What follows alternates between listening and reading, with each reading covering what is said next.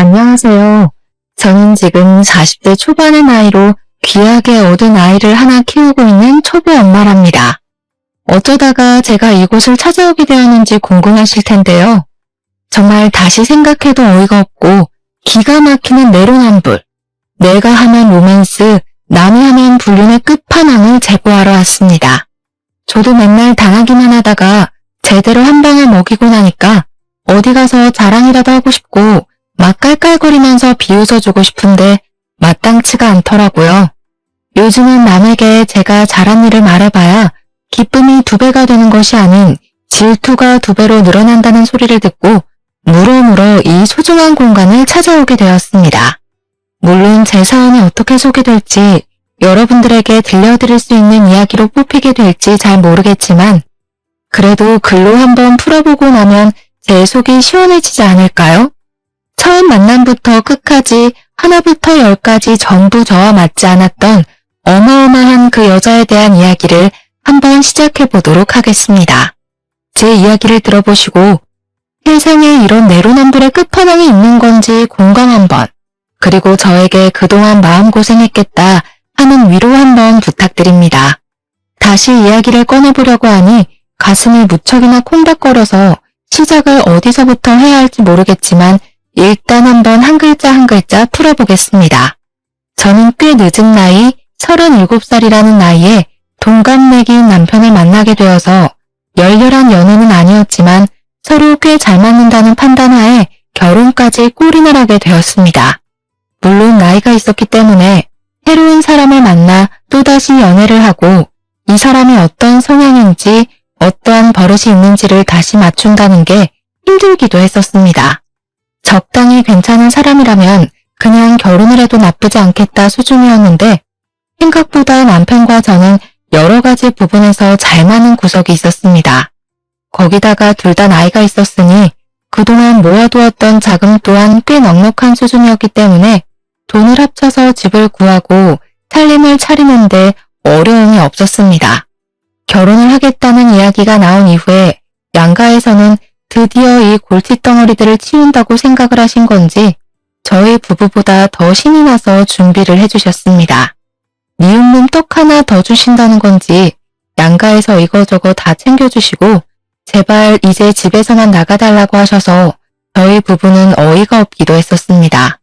아무튼 두 집안에서 찬성하는 결혼을 하게 되었고 둘 다 나이가 꽤 있었기 때문에 아이를 빨리 낳아서 키우고 싶다는 생각을 꾸준히 하게 되었습니다.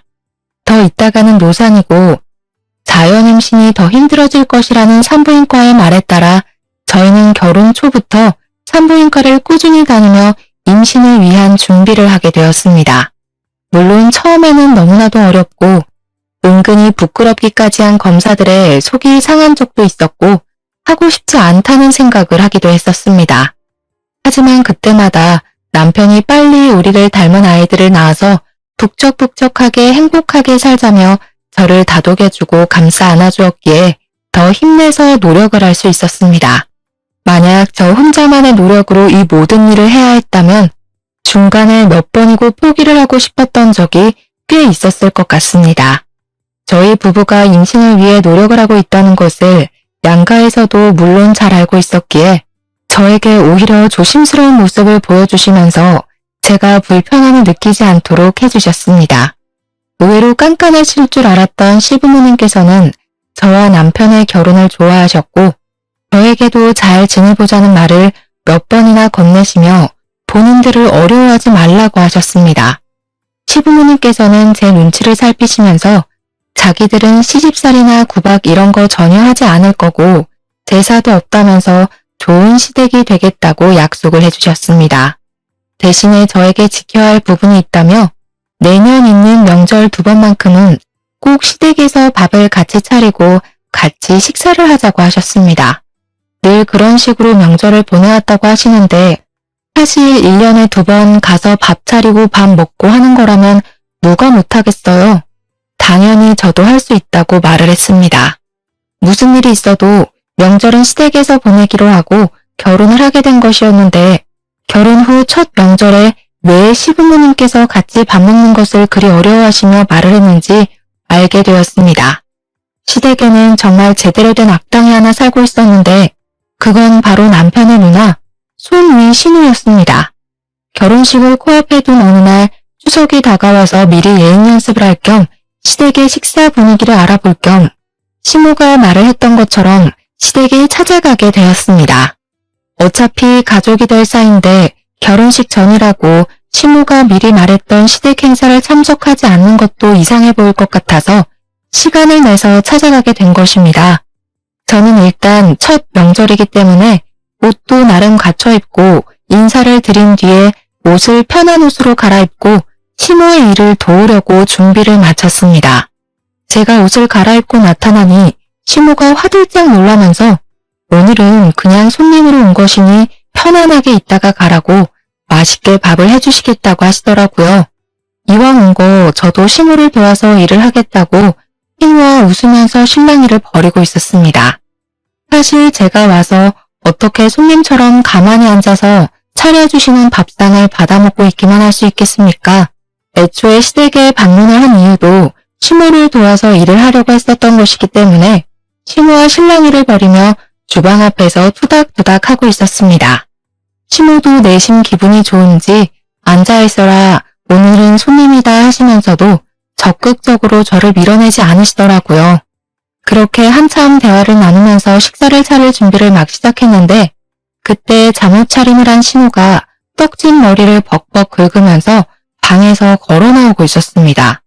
뭐야, 시끌시끌하길래 밥 다 된 줄 알았더니 밥 안 됐어?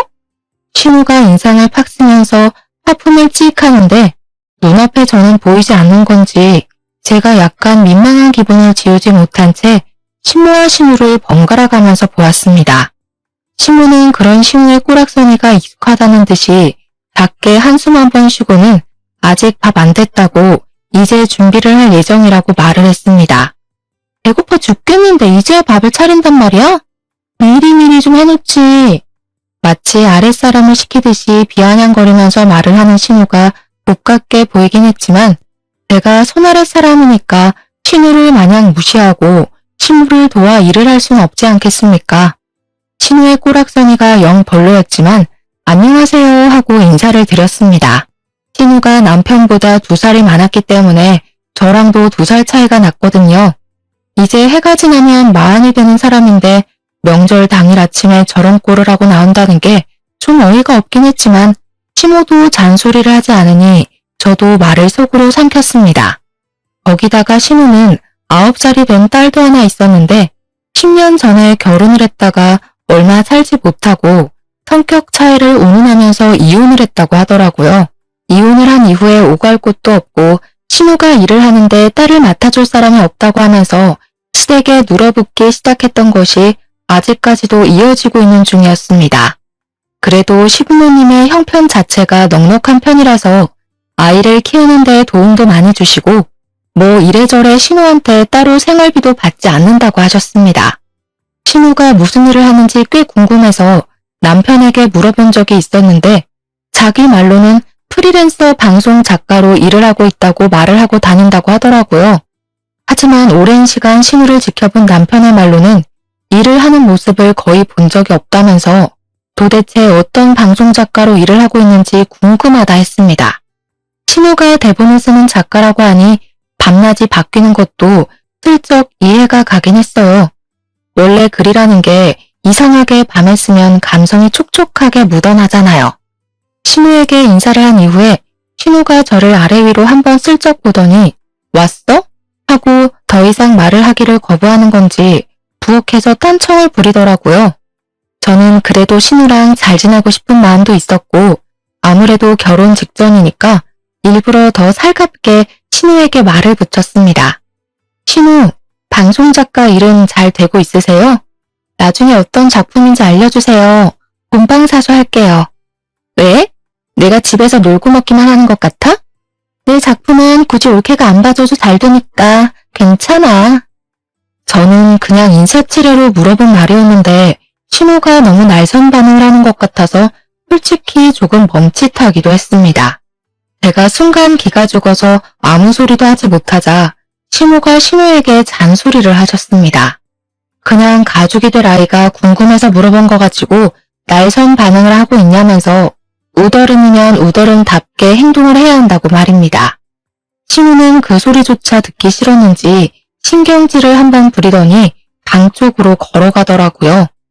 사실 제가 고등학교 시절부터 대학을 졸업할 때까지 문학 동아리에서 활동을 했었기 때문에 또 글밥이랑은 아주 인연이 깊은 사람이거든요. 저도 한때는 작가가 꿈이었을 정도로 글 쓰는 것을 좋아하기도 했고 글을 곧잘 써내려가던 사람이었기 때문에 신우의 직업이 친숙하기도 하고 부럽기도 했습니다. 제 주위에 작가로 일을 하고 있는 동기들도 있고 해서 신우의 작품이 궁금하기도 했고 신우와 함께 공감대를 형성할 수 있을 거라고 생각을 했었기에 말문을 열었던 것입니다. 하지만 신우는 제가 신우에게 빈정거린다고 느꼈었나 봐요. 같은 말이라고 해도 제가 해서 그렇게 더 받아들인 건지 뭔지 제가 너무 당황을 한 나머지 신우에게 오해를 쌓은 것 같은 기분이 들어서 신우에게 서둘러서 오해를 풀기 위해 말을 했습니다. 그런 의미 아니었어요, 신우. 그냥 신우랑 친해지고 싶어서. 내가 그 시커먼 속을 모를 줄 알고 그래? 나는 집에서 놀고 먹는 것 같아서 무시하는 거잖아. 회사 다닌다고 유세를 떠는 거야, 뭐야? 내가 요즘 드라마 대본 기가 막힌 거 하나 쓰고 있는데 대박 나면 다들 국물도 없을 줄 알아. 그러면서 사춘기 아이처럼 방문을 쾅 닫고 들어가는 것이 아니겠습니까? 신우와 저는 황당함을 감추지 못하고 어색하게 다시 요리를 하려고 재료를 손질하고 있는데 그때 갑자기 신우 방문이 열리더니 신우가 신우를 향해서 소리를 한 번 더 지르더라고요. 밥 다 되면 나 빼고 먹을 생각하지 말고 나 불러. 진짜 기가 막히고 코가 막힌다는 말이 어디서 유래되었는지 느껴질 정도로 신우의 행동은 어린아이보다 더 철이 없고 황당했습니다. 신우도 그런 신우가 부끄러운 건지 괜히 제 눈도 못 마주치시고 밥이나 차리자고 하시면서 허둥지둥 움직이시더라고요. 저 같아도 나이 마음 먹은 딸이 저러면 그럴 것 같았습니다. 사춘기에 다다른 청소년기 학생도 아니고 나이 40이면 사실 이제는 갱년기에 더 가까워질 나이에 접어드는 건데 어찌 그리 생각이 없는지 말입니다. 천사 같은 신우 밑에서 저런 막장인 사람이 태어났다는 것도 신기할 따름이었습니다. 저는 뭐 일부러 못 들은 척 모르는 척 신우를 도와 상을 차렸습니다. 대충 식사를 다 차리고 나서 식구들을 부르고 마지막으로 신우까지 불러서 식탁에 둘러앉아 밥을 먹기 시작했는데 다들 반찬 맛있다며 칭찬을 해주셨습니다. 시부께서는 신우의 음식 솜씨가 워낙 좋지만 며느리가 거들어서 그런지 더욱 맛있는 것 같다고 일부러 제 칭찬을 더 해주시면서 분위기를 끌어올리셨습니다. 신우도 맞장구를 쳐주시면서 늘 혼자 준비해서 심심했는데 며느리가 오니까 복작복작하게 느껴지는 게 훨씬 수월하고 좋았다며 저를 예뻐해 주셨고요.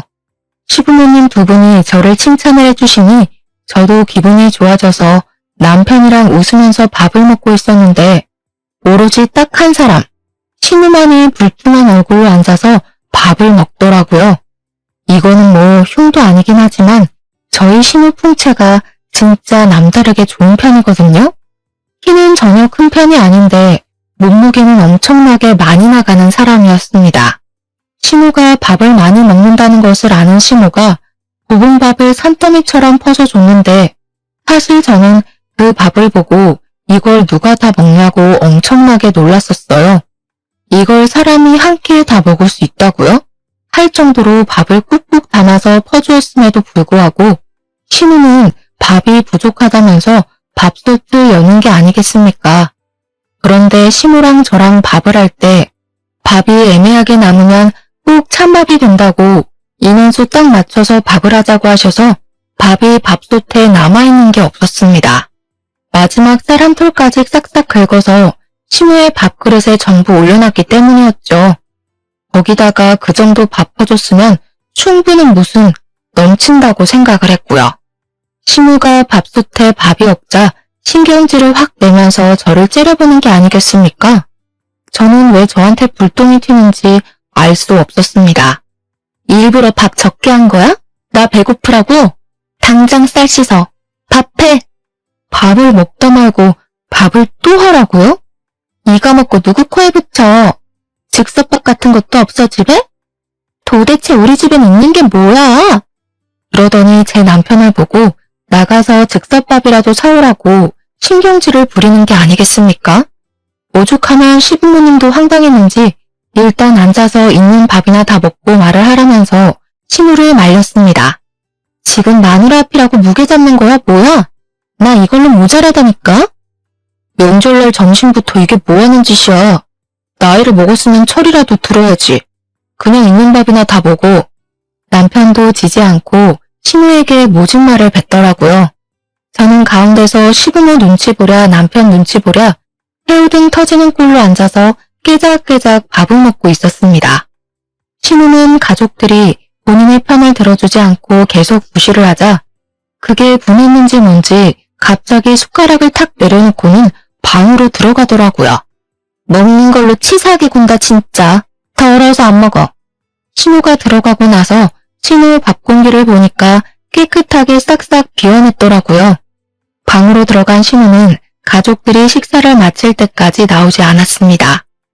시부모님도 민망한지 고개 푹 숙이고 식사를 하시는데 여념이 없었고 남편만 혀를 끌끌 차면서 방으로 들어간 신우를 째려보더라고요. 으유 저 화상 저것도 누나라고. 설거지하기 싫으니까 술을 쓰면서 들어가네. 불편하고 어색한 분위기 속에서 밥을 다 먹고 설거지까지 시무랑 저랑 오순도순 해치운 다음에 다 같이 앉아서 과일을 깎아 먹을 준비를 하고 있었습니다. 그런데 우리끼리 과일을 깎아 먹으려고 하니까 방에 들어가 있는 신우가 은근히 신경 쓰이고 불편하지 않겠습니까? 결국에는 제가 신우 방에 노크를 하고 같이 과일이나 먹자면서 신우를 불렀는데 신우가 불퉁한 표정으로 방문을 열더니 저에게 그러더라고요. 과일? 나는 과일 같은 건 헛발 불려서 별로 안 좋아하는데. 빵 없어? 롤케이크 같은 거라도 사서 왔어야 하는 거 아니야? 어떻게 된 게 내 동생이나 올케나 이렇게 센스가 하나도 없을 수가 있지? 제가 쏟아지는 질책에 어이가 없어서 이걸 들이받아야 하나 말아야 하나 고민을 하고 있는데 신우가 피식 웃더니 저한테 그러더라고요. 보통 이 정도 하면 나가서 사오던데 눈치가 없는 편이구나?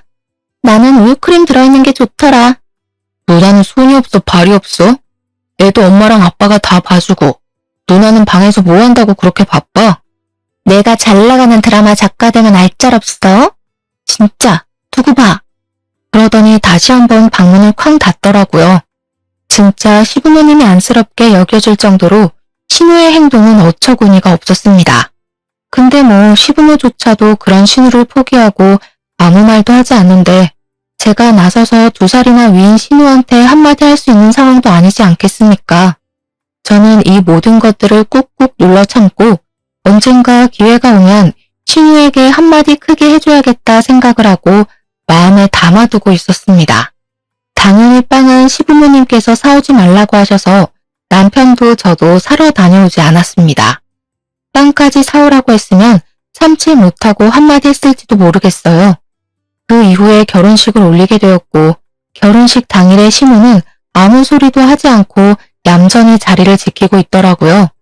얼마나 가슴이 조마조마했는지 시집살이를 시키지 않겠다는 말을 지키려고 노력을 하시는 건지 뭔지 시부모님은 저에게 따로 연락조차 하지 않으시며 일상을 보내고 있었습니다. 하지만 전혀 엉뚱한 곳에서 시집살이가 시작되었는데 그것은 바로 집에서 놀고 먹는 신우였습니다.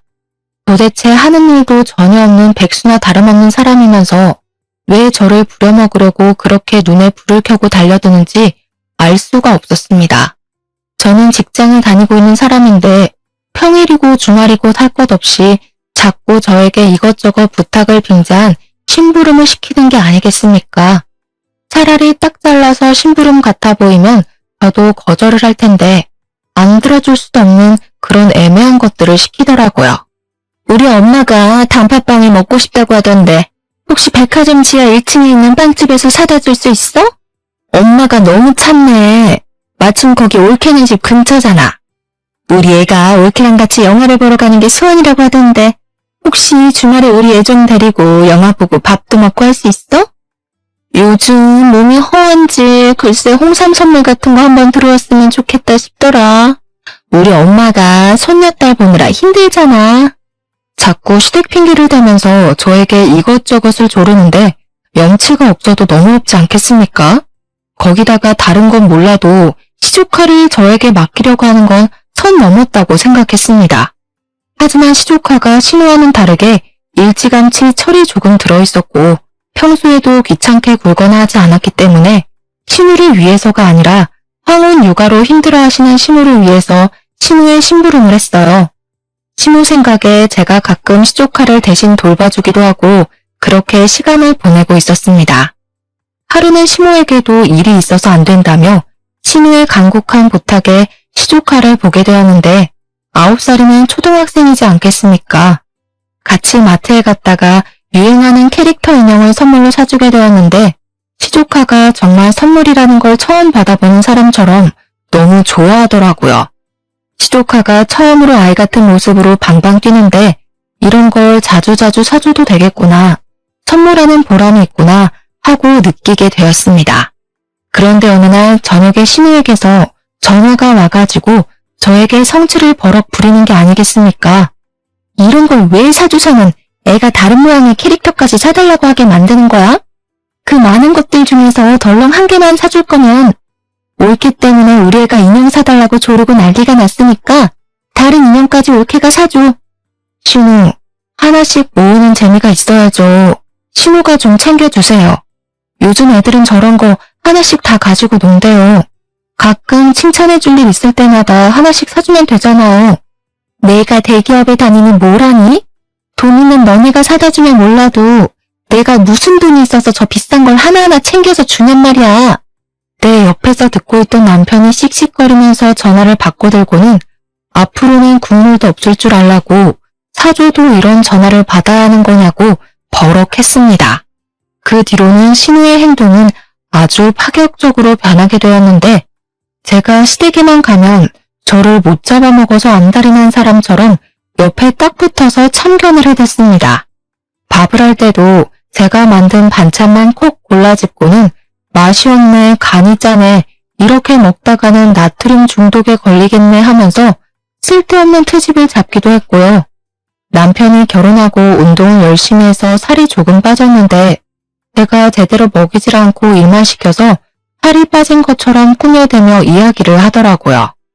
하루는 시조카가 제가 새로 산 휴대폰을 보고 휴대폰을 구경해봐도 되냐고 묻길래 그러라고 했더니 가져가서 아무거나 막 눌러보더라고요. 처음에는 별 신경을 쓰지 않았는데 제가 회사 일 때문에 메신저 앱에 비밀번호를 걸어놓은 걸 그 비밀번호를 풀겠다고 아무 숫자나 막 눌러보는 겁니다. 박은 엄마, 왜 비밀번호가 걸려있어? 이거 풀어주면 안 돼요? 나도 친구들한테 메시지 보내고 싶은데. 하지만 제 메신저 앱에는 회사 보안 문제가 잔뜩 걸린 일들이 가득해서 안 된다고 시조카에게 딱 잘라서 이야기를 하게 되었습니다. 사실 메신저 앱 말고 그냥 일반 문자 메시지 써도 되는 일이기 때문에 시조카를 설득하려고 했는데 신우가 그걸 보더니 바로 시부모 앞에서 비아냥거리더라고요. 올케, 수상하게 왜 비밀번호를 걸어서 메신저를 못 쓰게 해? 혹시 바람이라도 피우는 거 아니야? 어디 한번 풀어봐. 우리 구경이나 하자. 바람 피우는 거면 어떡해. 아직 결혼한 지 1년도 안 됐는데. 알고 보니 전 남자친구들이랑 연락하고 지내는 거 아니야? 신우, 그게 무슨 소리예요. 저 그런 적 한 번도 없고 회사 보안 문제 때문에 어쩔 수 없이 걸어둔 거예요. 올케, 정색하는 거야 지금? 농담인데 뭘 그렇게 과하게 반응을 하고 그래. 농담이어도 할 말이 있고 하면 안 되는 말이 있죠. 시부모님도 다 계신데. 지금 올케가 나 가르치는 거야?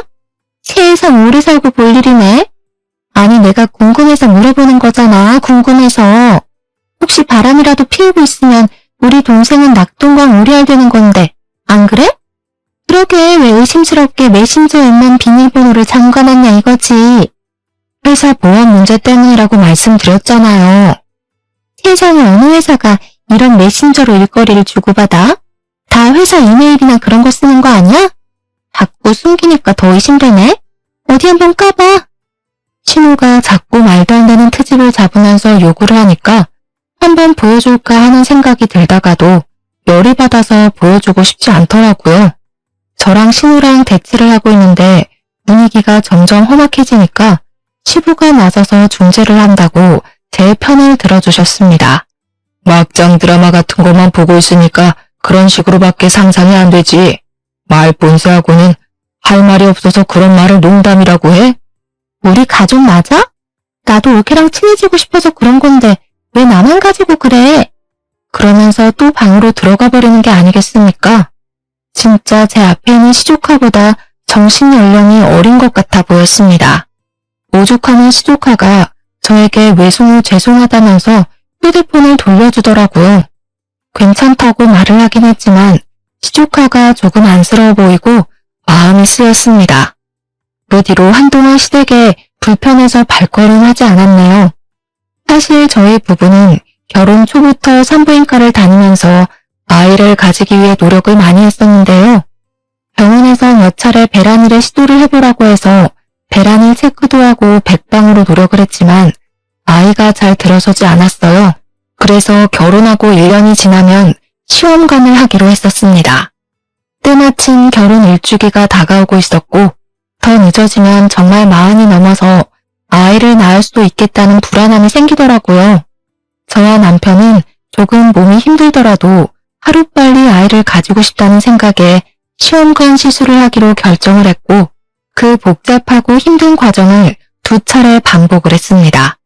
첫 술에 배부를 수 없다는 말처럼 처음에는 실패로 돌아갔기 때문에 두 번째에는 영양제도 더 잘 챙겨 먹고 마음의 안정을 가지려 노력을 하면서 시도를 하게 됐습니다. 간절한 바람 때문이었는지 아니면 정말 때가 되어 찾아오게 된 것인지 시험관 2번째 시도 만에 뱃속에 우리의 소중한 결실이 자리 잡게 되었습니다. 저는 안정기가 올 때까지 시댁과 친정에 알리지 않았고 병원에서도 착상이 잘 되었지만 임신 10주가 넘어갈 때까지는 조심하라고 해서 정말 조심하면서 지냈습니다. 당연한 수순으로 아이를 위해 저는 회사에도 사표를 내게 되었고 그렇게 뱃속에 자리 잡은 아이가 무럭무럭 자랄 때까지 꼼짝도 하지 않고 지냈습니다. 그 덕분에 아이는 건강하게 매주 자라났고 저는 그제야 시댁과 친정에 알렸으며 양가에서는 눈물을 줄줄 흘릴 정도로 너무 좋아하셨습니다. 엄마가 된다는 것은 또 새로운 경험이었기 때문에 정말 공부할 것이 많아서 하루 종일 집에서 태교에 힘쓰고 육아에 대한 공부를 하면서 하루하루를 보냈습니다. 하지만 신우는 제가 임신한 것이 불만이었는지 뭔지 대놓고 말은 못하지만 은근히 구시렁거리더라고요. 저는 아이에게 좋은 것만 들려주고 싶어서 시댁의 발길을 끊었습니다. 당연히 이 부분은 시부모님께서도 양해를 해주셨기 때문에 가능한 일이었습니다. 아이를 출산한 이후에는 정말 육아가 지옥이라는 말이 왜 생겼는지 알 수 있을 만큼 정신없는 나날을 보내게 되었습니다. 아이만 바라보면서 살기 시작한 지도 1년이라는 시간이 흐르고 저는 경력이 단절되어 버린 제 사회생활을 그리워하면서 지내게 되었습니다. 물론 아이를 본다는 것은 너무 행복하고 기쁜 일이긴 했지만 그래도 저만의 목표라는 게 존재했는데 그 꿈을 다 이루지 못하고 출산과 육아를 위해 내려놨어야 했으니까요. 은근히 쳇바퀴처럼 돌아가는 일상에 무료함을 느끼고 바쁘게 사회생활을 하는 남편이 부럽게 느껴질 때쯤 저에게 우연치 않은 기회가 찾아왔습니다. 어느 날 대학 동아리를 같이 했던 선배에게 연락이 오게 되었는데 제가 대학 시절에도 문학 동아리에서 활동을 했었거든요. 저에게 요즘 뭐 하고 있냐고 애 키우느라 바쁘냐고 물어보시길래 바쁘긴 하지만 이제 조금 여유라는 것도 생기고 그럭저럭 살만하다고 말을 했습니다. 저에게 일은 하지 않고 지내냐고 조심스럽게 물어봐서 일을 그만두게 되었다고 했더니 잘 됐다고 박수를 짝 치는 게 아니겠습니까? 내가 요즘 단편 드라마 대본을 쓰고 있는 중이거든? 근데 혼자서 쓰는 게 너무 힘들더라고. 요즘은 대본도 다 그룹으로 무리지어서 아이디어 쪼개서 쓰는 거 알지? 그래서 하는 말인데 나랑 같이 일해볼 생각 없어? 가끔 미팅만 하면 되고 집에서 여유로울 때 일하면 되는 거라. 제가 그걸 할 수 있을까요? 어려울 거 없어. 내가 드라마 쪽은 몇 편 손해본 게 있어서 이제 제대로 내 이름 걸고 해보려고 하는 거라 많이 어렵진 않을 거야. 어차피 재택근무로 일을 할 수 있는 것이고 저도 아이가 자는 시간 동안에는 시간이 남으니까 가능하겠다 싶은 생각이 들었습니다. 거기다가 일이라는 걸 해야 몸이 조금 더 활동적으로 쓰일 것 같다는 마음에 선배에게 잠시 고민을 하다가 하고 싶다고 말을 하게 되었습니다. 남편도 제 결정에 힘을 실어주면서 아이가 자는 시간뿐만 아니라 자기가 퇴근하고 돌아오면 애를 봐주겠다고 한번 해보라고 하더라고요. 막상 일을 시작하기 전에는 제가 과연 이런 일을 잘할 수 있을까 걱정이 앞섰는데 일을 하니까 아이디어가 마구마구 샘솟는 게 아니겠습니까? 제가 왕년에 쓰던 실력들이 죽지 않아서 그런 건지 아니면 결혼 후에 신우 덕분에 막장을 많이 겪어서 그런 건지 모르겠지만 말입니다. 선배가 쓰는 드라마 대본에 찰지게 대사를 팍팍 붙여 넣어가며 막장을 더 막장처럼 만들었더니 선배가 진짜 이런 생각은 어떻게 하는 거냐고 존경하더라고요. 차마 우리 신우 덕분에요 라고 말은 못하고 상상의 나래를 펼쳤다고 말을 했죠 뭐. 맨날 집에서 애만 보고 있다가 갑자기 일을 시작하니까 너무너무 재미있고 저 혼자만의 시간을 가질 수 있어서 행복하기까지 했습니다. 제가 즐거워하는 걸 보고 남편도 시댁에 가서 이야기를 했고 시부모님께서도 너무 잘 됐다고 응원을 해주셨는데 신우가 갑자기 버럭했다는 겁니다. 글 쓰는 게 애들 장난처럼 쉬운 줄 아나? 뭐 그렇게 쉽게 한다고 난리들인지. 이러니까 작가들이 다 욕먹는 거야. 퀄리티가 별로라고. 신우는 아마 제가 신우랑 같은 직종으로 일을 하게 된 것에 대한 질투심 혹은 자격지심 같은 게 있는 것 같아 보였습니다. 아무튼 제가 도운 선배의 대본이 대형 방송사랑 계약을 하게 되면서 선배가 신인 작가로 이름을 알리게 된 아주 좋은 기회가 되었습니다. 저한테 대사를 찰지게 써주어서 계약이 된 것 같다면서 명품 선물도 보내주고 남편도 저에게 작가님하고 부르면서 축하한다고 말을 해주었습니다. 시댁 친정에서도 드라마 계약 소식을 전해 듣고 대견하다고 해주었는데 유일하게 신우 한 명만 배알이 꼬여서 어쩔 줄 몰라 하더라고요. 이유야 뭐 뻔하지 않겠습니까? 자기도 방송 작가라고 말을 하고 다니는데 제대로 이름을 날린 게 한 편도 없으니까요. 올케 이름으로 들어간 작품도 아닌데 작가님은 무슨 다들 뭐 그렇게 비행기를 띄우고 그래? 허세 부리지 마. 저게 뭐 대단한 건 줄 알아? 나도 다른 유명 작가한테 묻어가면 시청률 1위 찍는 대본? 그거 우습게 쓰지. 속으로 우리 선배도 유명 작가 아니고 이제 막 첫 작품을 시작한 신인 작가라고 말을 하고 싶었지만 그래봐야 거품 물고 있는 신우랑 머리채 특기밖에 더하겠나 싶었습니다. 한 번이라도 곱게 칭찬을 해줬으면 저도 기분 좋았을 텐데 시기 질투가 워낙 심해서 뭐 바라지도 않았어요. 그렇게 1년 반이라는 시간이 더 지나고 드라마 첫 화가 반영되는 날을 기념해서 시댁에 다 같이 앉아서 TV를 보기로 했습니다. 솔직히 저는 그냥 대사만 거들었던 드라마였지만 시부 신우가 너무너무 재미있다면서 엄청나게 집중을 해서 드라마를 시청해 주시더라고요. 그런데 첫 화에서 남자 주인공이 불륜을 피우는 장면이 나오는데 그걸 보더니 신우가 콧방귀를 끼면서 시비를 걸고 넘어지는 게 아니겠습니까? 올케, 진짜 바람 피우는 거 아니야? 대본을 어떻게 저렇게 쓸 수 있지? 하루 이틀 해본 솜씨가 아닌 것 같은데? 그러면서 제 남편을 보면서 이렇게 이야기를 하더라고요. 동생아, 이 누나 말 잘 들어. 저런 경험이 없으면 대본도 쓸 수가 없는 거야. 예전에 올케가 휴대폰에 메신저도 숨기고 하던 거 기억하지? 올케가 남자 만나고 그러고 다니는 거 아니야? 우리 동생 진짜 조심해야겠다. 그러면서 제 불륜을 다시 한번 의심하는 게 아니겠습니까? 속에서 뜨끈뜨끈한 열불이 막 올라오더라고요. 시댁 식구들 다 집중해서 드라마를 보고 좋은 분위기를 형성하고 있었는데 찬물을 끼얹어도 어떻게 이렇게 완벽한 타이밍에 확 던지는 건지 저도 참지 못하고 신우에게 결국 한 방을 던지기로 결심하고 입을 뗐습니다. 아, 작가의 경험이 대본에 녹아드는 거라고 하셨죠? 그럼 형님도 지금 쓰시고 있는 대본 다 형님 경험이신 거예요? 신우 얼굴이 순식간에 새하얗게 질리는 게 아니겠습니까? 사실 지난 명절에 신우가 시켜서 시댁 구석구석 청소기를 돌리고 신우 방에도 청소기를 돌려주겠다고 들어간 적이 있었습니다.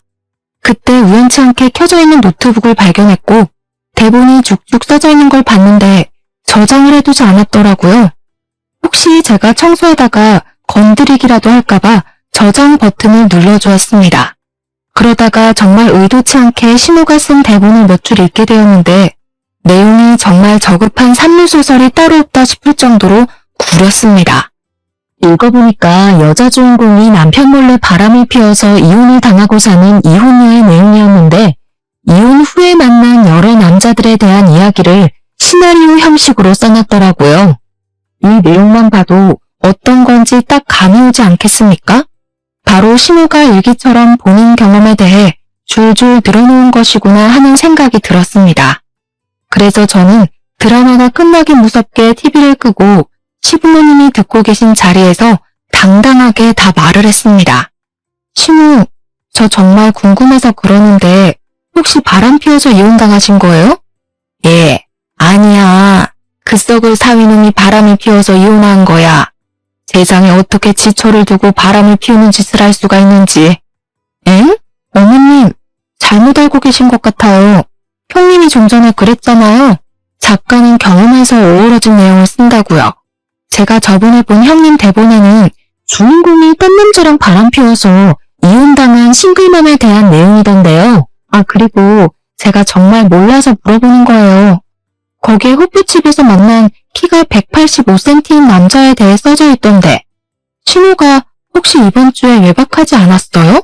신우가 진짜 엄청나게 당황하더니 저에게 정신 나간 년이라고 말을 하면서 악담을 퍼붓는 거냐고 절대 아니라고 시부모님 앞에서 고래고래 소리를 지르더라고요. 저는 일부러 신우 열받으라고 비아냥거리면서 이야기를 했습니다. 아, 아니면 말고요. 저도 농담이에요. 뭘 그렇게 발끈까지 하세요? 그냥 형님도 작가시니까 본인 경험이 대본에 적혀있진 않을까 확인차 물어본 건데 그렇게 화를 내시니 더 의심스럽네요?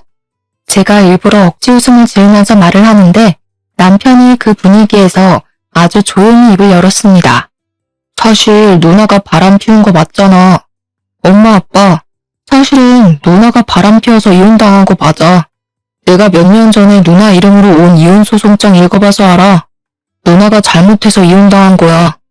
그 순간 분위기가 싸해지더니 시모가 갑자기 머리를 부여잡고 목소리를 내시면서 주저앉으시고 시부는 신우한테 그게 사실이냐고 추궁을 시작하셨습니다.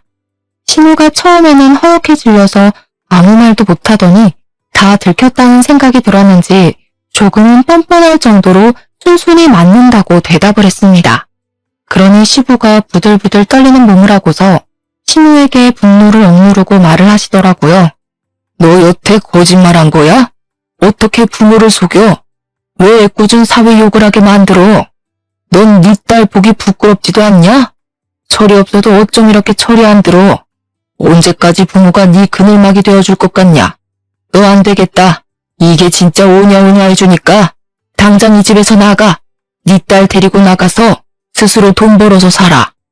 이제 스스로 알아서 살라는 말에 신우가 기겁을 하더니 그때부터 무릎을 꿇고 시부 다리를 붙잡고서는 한 번만 살려달라고 울고불고 하더라고요. 아빠 딸 쫓아내면 진짜 노숙자가 될지도 몰라.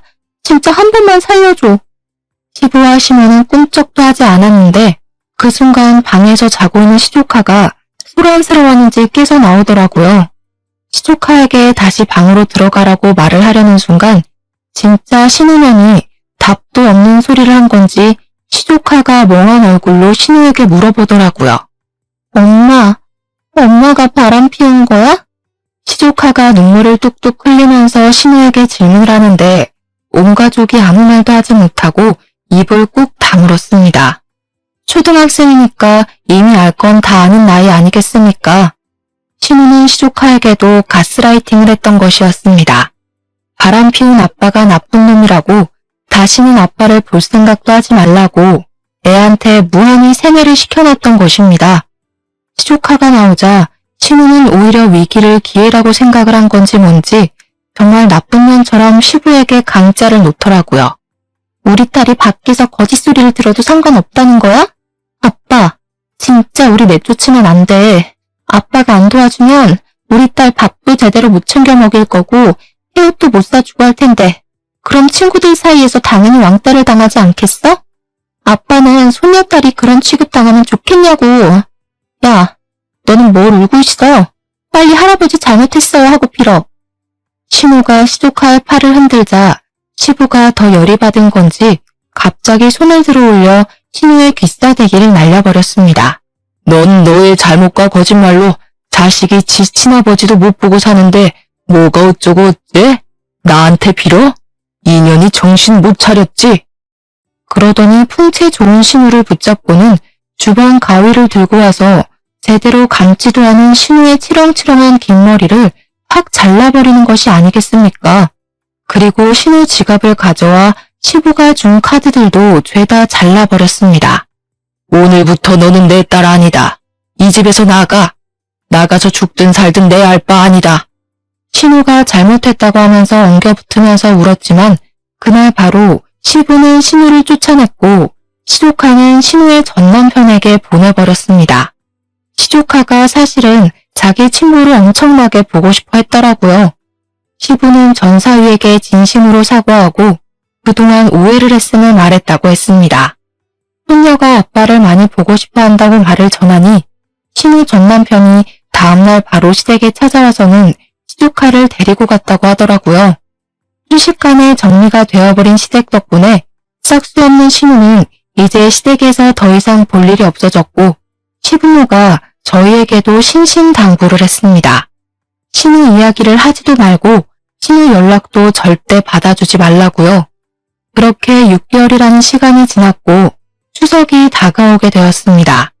상을 차리기 위해서 신우와 함께 장을 보러 갔는데 어디로 갈까 하다가 평소에는 잘 가지 않는 창고형 대형마트에 가게 되었습니다. 그런데 거기서 아주 충격적인 장면을 목격했지 뭡니까? 바로 시식 코너에서 땀을 뻘뻘 흘려가면서 떡갈비를 굽고 있는 신우를 발견하게 된 것입니다.